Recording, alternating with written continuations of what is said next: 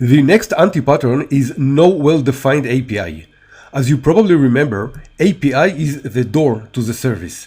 This is how other services or the client communicate with the service, and this is what the service exposes to the outer world. For example, in this diagram that we used in some places in this course, you can see various services all expose REST API. So in this example, REST API is the API that is used to allow access to the service. If you remember, we said that REST API is the de facto standard for microservices, but there are more kinds of API that can be used, such as GraphQL and gRPC. Now, this API should be well thought of and easy to learn. Remember, no matter how sophisticated and important your service is, if its API is difficult to use, no one will use it. So you must invest in the API design. And that means that the API must be consistent. The API structure should follow the same standards across all the endpoints and services, and it must be logical.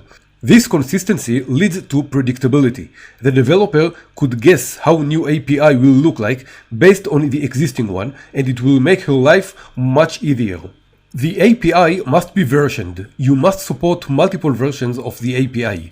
When you upgrade the service and modify the API, remember that not all the services clients upgrade on the same moment, and you will have clients working against the previous version of the API. You must plan for that.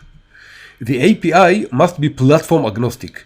Do not expect to receive data types that are specific to one platform. Do not use proprietary communication protocols.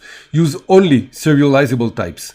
In general, make sure the API can be called by everyone, regardless of the platform they use. The API must be part of the design. When designing a service, be sure to include the API specifications in the architecture. Do not leave it to the developers to decide on the API. They are more focused in producing the underlying code than in API design. For example, I always include a table similar to this one as part of my architecture document. It describes the API functionality, the path or URL, and the possible HTTP return codes. When the developers get this table, they know exactly what they should do and can work on it without any question or dilemmas.